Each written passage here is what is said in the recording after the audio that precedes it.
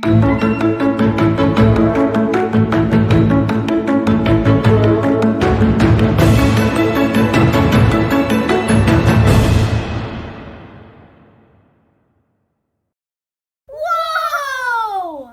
Wow!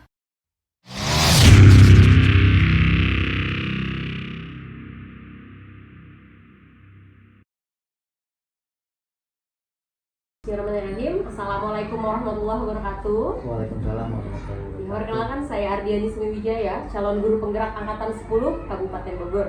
Yang pada kesempatan kali ini saya bersama dengan Bapak Nana Mulyana MPD selaku kepala sekolah dari SDN Rawailat ingin berbincang-bincang ya Pak ya, mengenai tentang bagaimana dilema etika yang terjadi perihal di sekolah. Mohon izin ya Bapak sebelumnya. Terima kasih atas waktu dan kesempatannya untuk saya.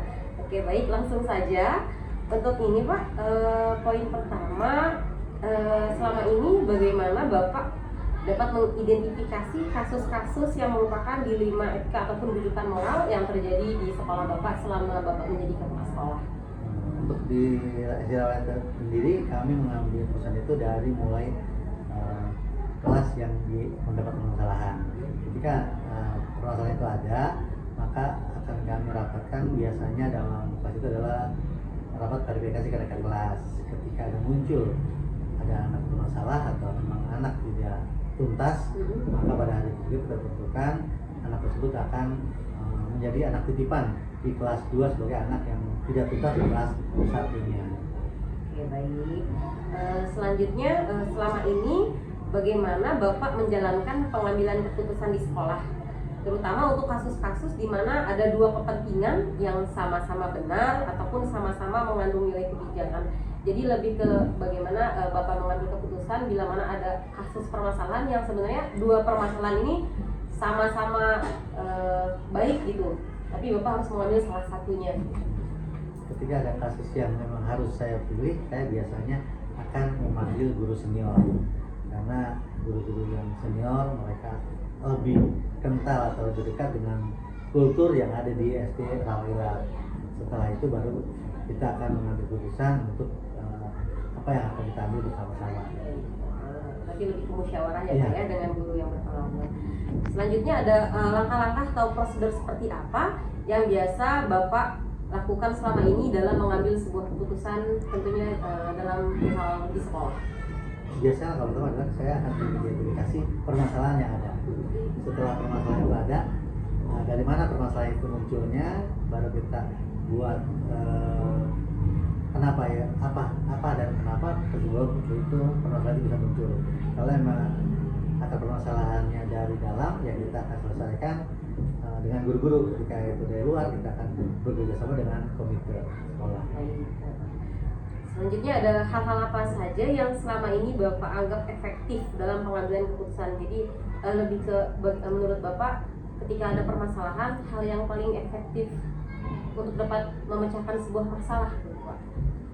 Hal yang paling efektif dalam masalah kalau kami dalam di Rawailat adalah kita biasanya ngobrol atau bermusyawarah, walaupun musyawarahnya kita ambil dulu adalah dengan guru senior, baru setelah itu kita ambil keputusan yang artinya sama-sama tidak membuat salah satunya adalah tersakiti.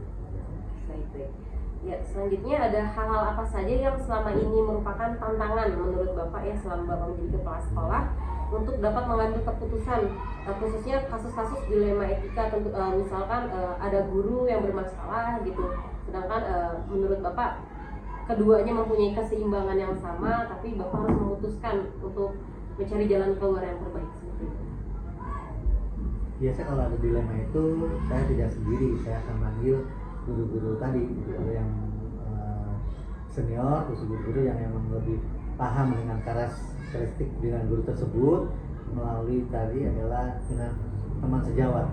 Melalui pendekatan dengan sejawat, teman sejawat itulah mungkin akan muncul permasalahan apa yang menyebabkan dia sehingga melakukan tidak kurang disiplin artinya itu. Baik.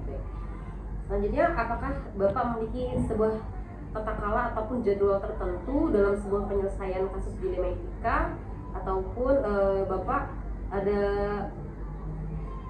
ini tempat ataupun memiliki sebuah jadwal tertentu untuk dapat menyelesaikan ataupun prosedur dalam permasalahan yang ada di sekolah? Kalau kita biasanya selain rapat setiap bulan, karena kita tidak tahu kalau ada kerja tiap bulan itu, kita juga kadang suka sambil ngobrol permasalahan apa yang ada di lingkungan sekolah kita di tiap hari Sabtu atau tiap hari itu kita ada ikut dengan makan bareng. Nah, makan bareng itulah akan bagaimana menimbulkan obrolan kekeluargaan dan bisa juga bercerita tentang peserta didik yang ada yang bermasalah pada saat itu. Baik. Oke, selanjutnya adakah seseorang ataupun faktor-faktor yang selama ini mempermudah Bapak ataupun membantu Bapak dalam mengambil keputusan, khususnya dalam kasus-kasus dilema etika? Yang sangat membantu adalah tadi guru-guru yang senior itu, guru tersebutlah yang dia lebih paham karakteristik guru-guru yang lebih muda. Jadi dari pandangan pendapat mereka lah saya akan sharing dan akan kita tampung dan akan kita pilih, oh yang ini loh. Jadi yang terbaik buat keputusan kita ambil untuk pemahaman tersebut. Baik. Adapun pertanyaan yang terakhir yaitu dari semua hal yang telah disampaikan, pembelajaran apa yang dapat Bapak petik dari pengalaman Bapak selama Bapak menjadi kepala sekolah? Buat saya adalah yang pertama adalah kebersamaan dan kekeluargaan. Itu yang paling utama, karena hidup ini tidak ada yang sempurna, kita butuh orang lain. Kedua adalah kita lebih banyak ada di sekolah daripada di rumah ketika kita bangun. Jadi usahakan bahwa sekolah, ciptakan sekolah senyaman mungkin sehingga kita akan menghasilkan sesuatu yang baik pada saat itu.